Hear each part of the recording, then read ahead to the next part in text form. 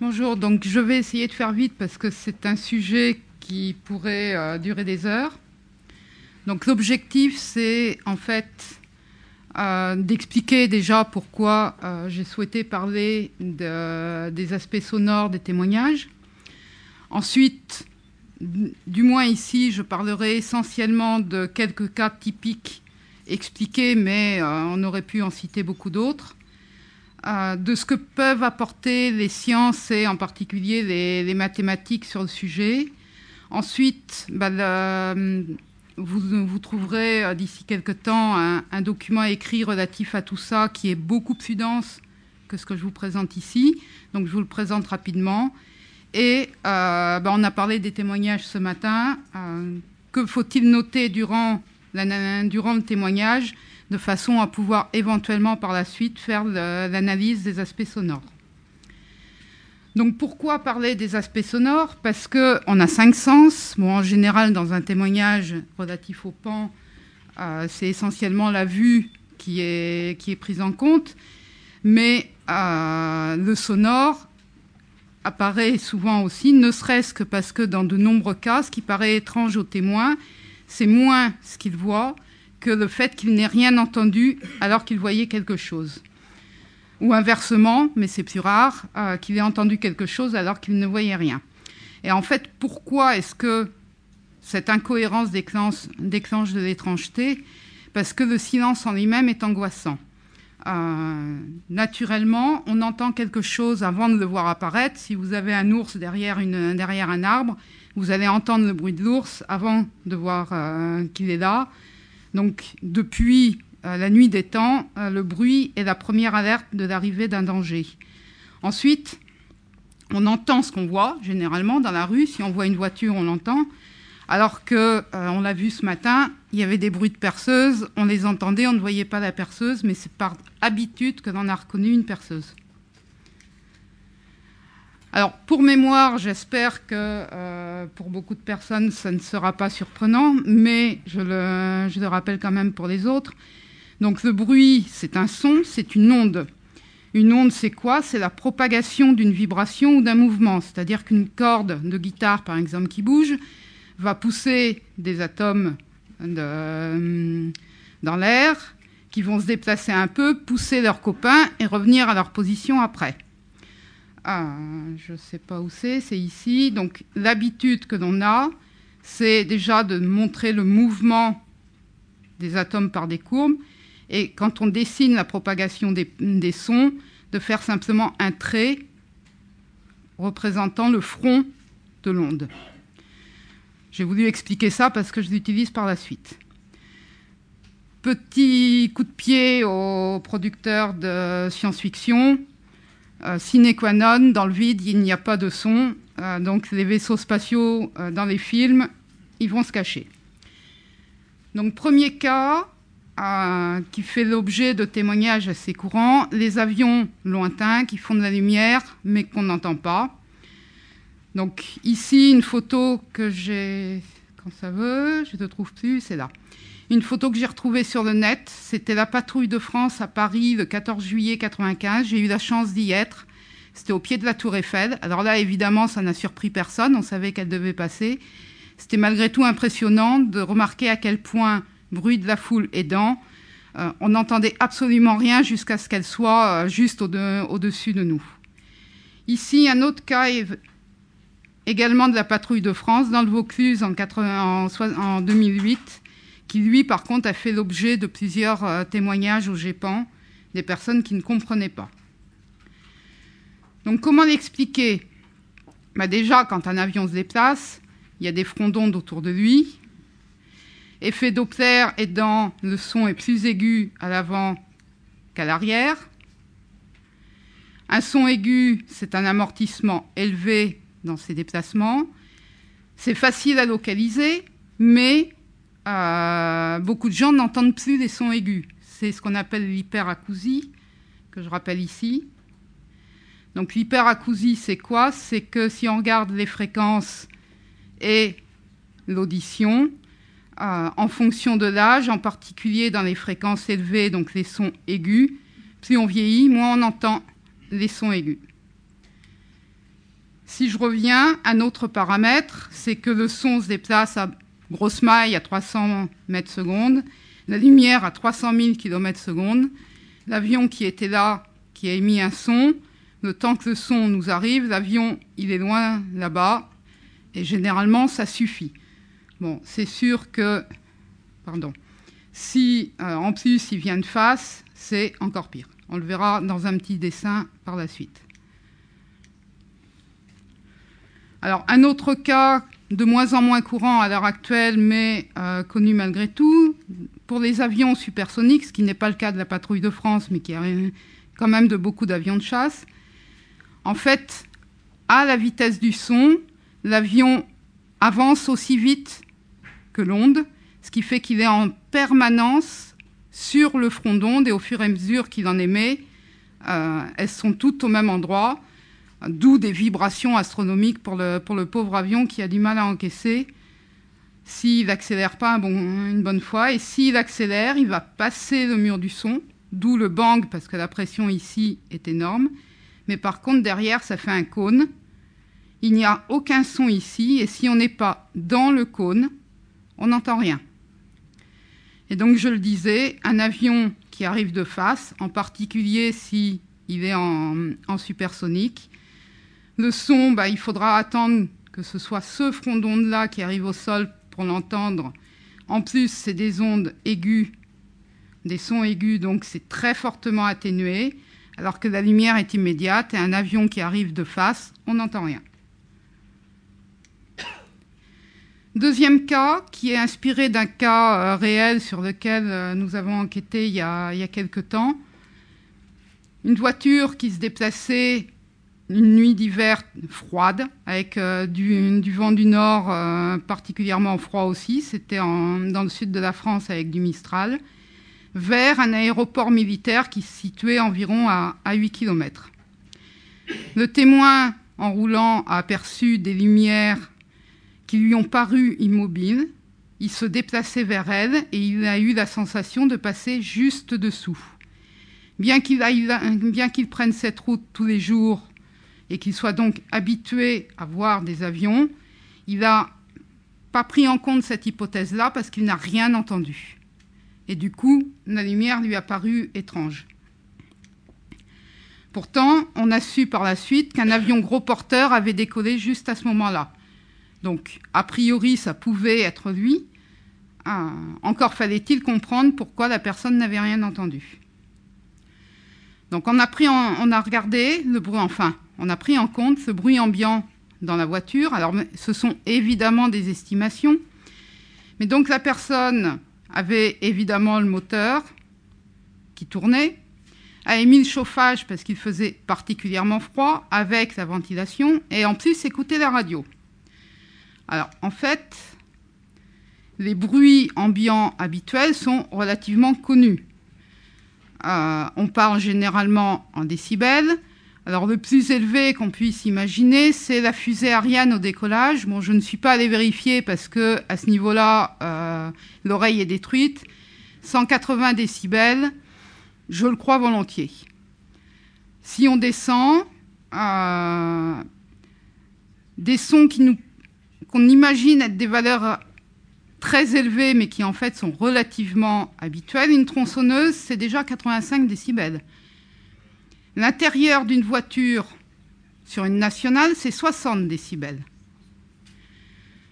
Une radio, je ne sais plus où ça se situe, c'est ici, c'est 55 décibels. Encore faut-il qu'il n'y ait pas de bruit ambiant autour, qu'on n'ait pas monté le son, etc., etc., etc. Une salle anéchoïde, une chambre sourde, et encore une très bonne chambre sourde, c'est 0 décibels. C'est très rare et je peux vous dire que ça fait extrêmement curieux quand on l'entend. Enfin, quand on l'entend, ou plus exactement, justement, quand on n'entend rien. Le fond sonore de l'air ambiant, chose que vous ne rencontrerez jamais, c'est moins 4 décibels. C'est rien que le bruit des molécules se heurtant.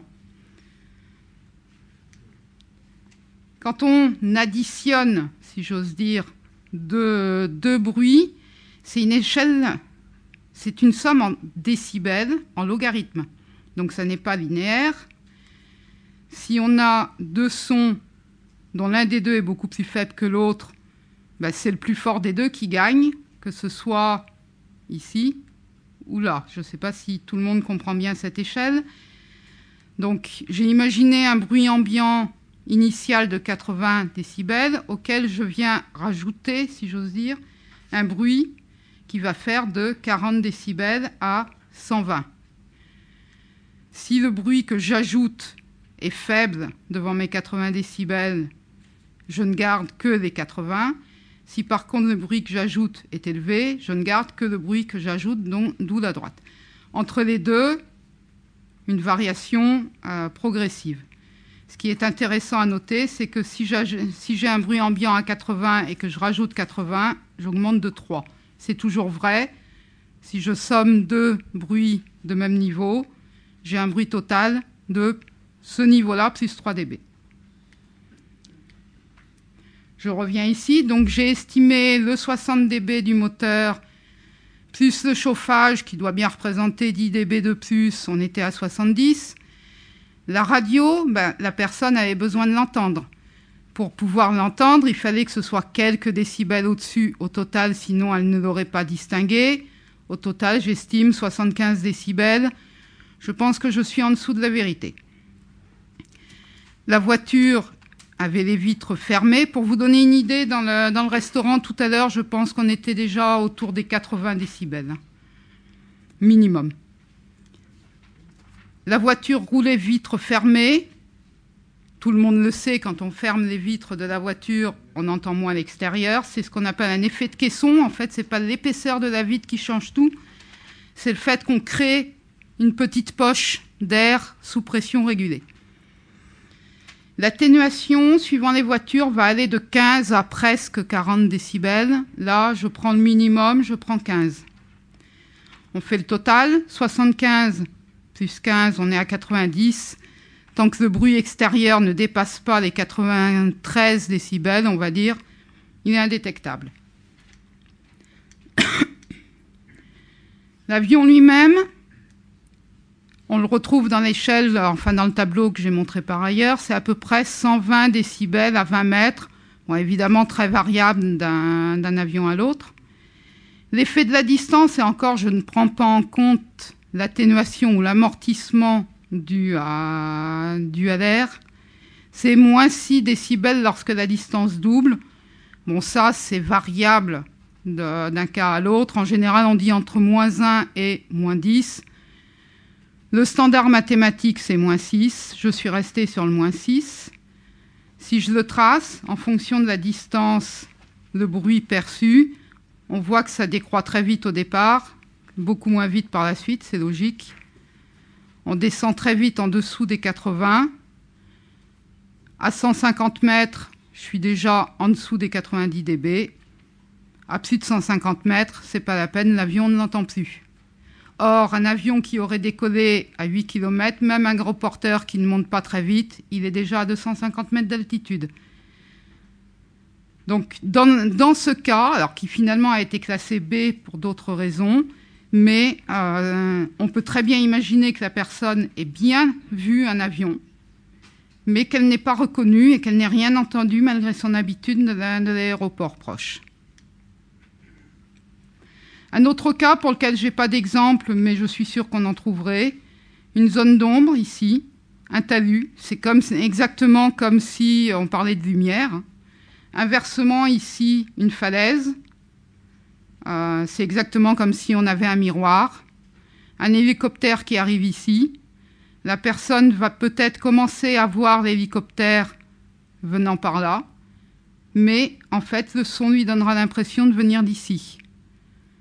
D'où une étrangeté ou la sensation de ne pas entendre l'hélicoptère, alors qu'en réalité, elle l'entend très bien, mais elle n'associe pas ce qu'elle entend avec ce qu'elle voit.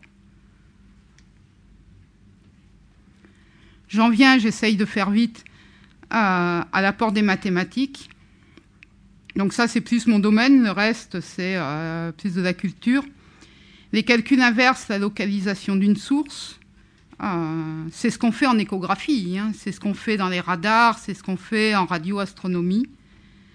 On comprend bien que si on a un micro qui est fixe et qu'on enregistre, on va pouvoir déterminer si la source sonore s'éloigne ou se rapproche, rien que par le niveau sonore.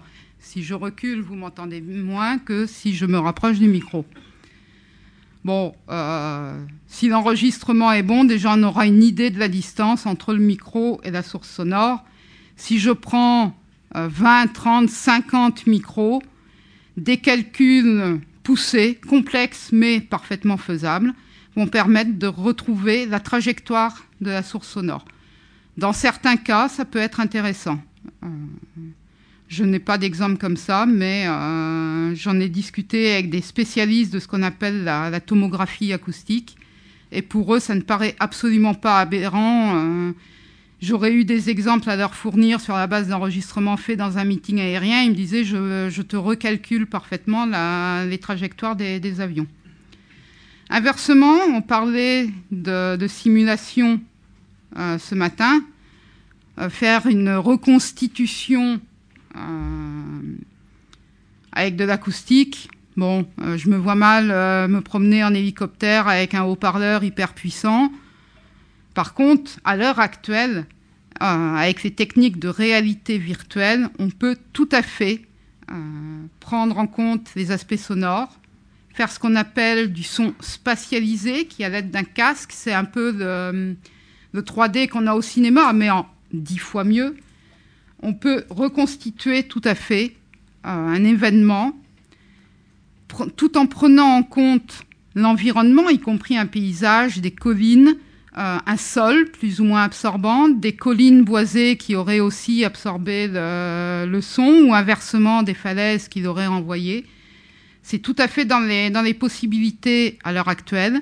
Et dans certains cas, il peut être très intéressant, coûteux mais intéressant, de faire des reconstitutions, que ce soit pour convaincre les témoins de que ce qu'on leur explique est réel, ou que ce soit pour comparer deux hypothèses et les discriminer.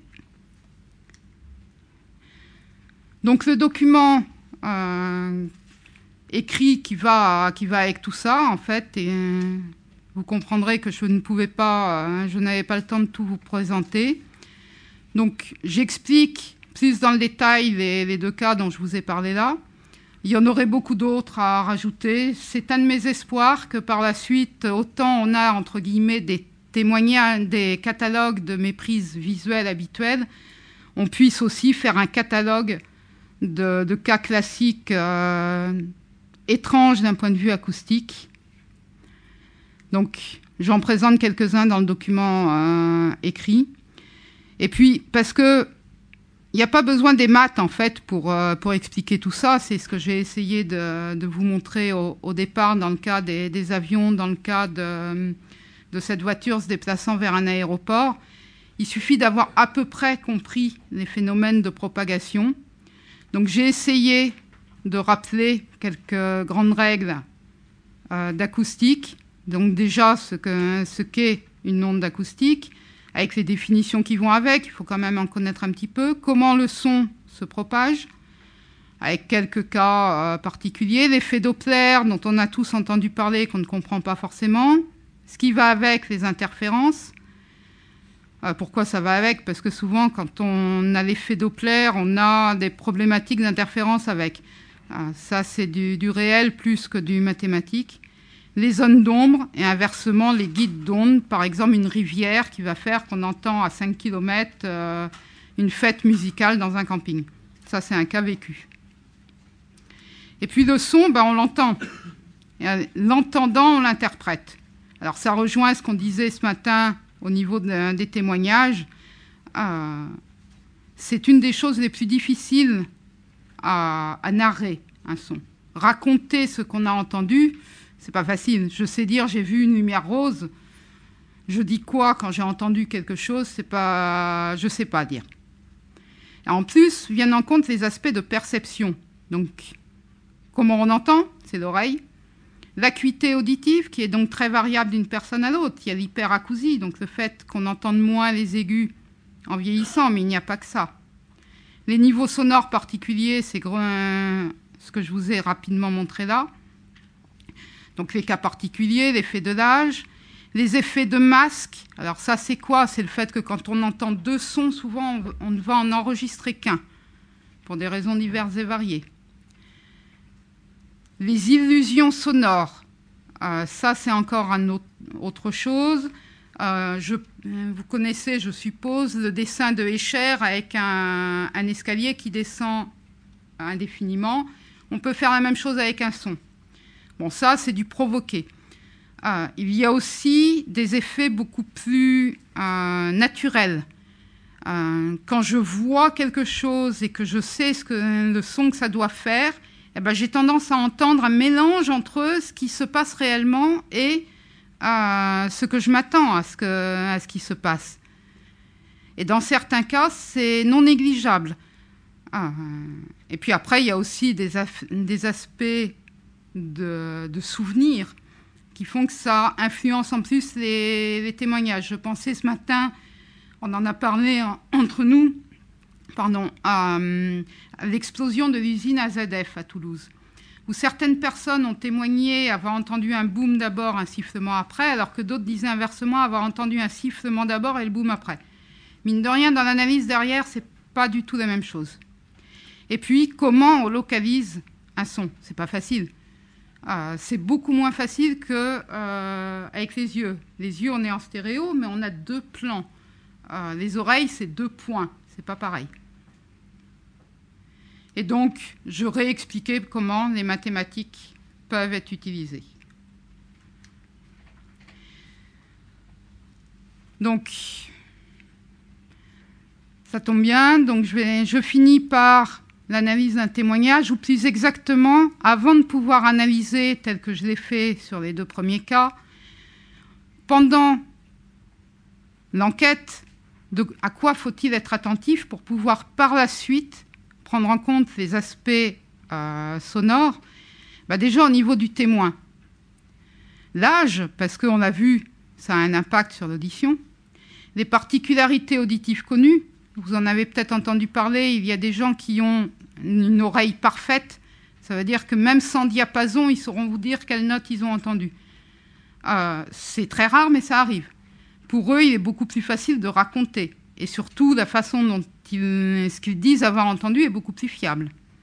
Ou inversement, des personnes qui, on le sait, ont une mauvaise audition, c'est toujours intéressant de le savoir.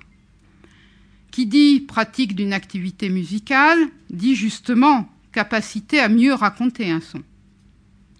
Et puis quelqu'un qui travaille toute la journée avec un marteau-piqueur, il entend beaucoup moins bien, il ne faut pas rêver, son oreille se fatigue, il devient rapidement sourd. Donc l'environnement sonore habituel est important. Sur place, notez l'environnement proche.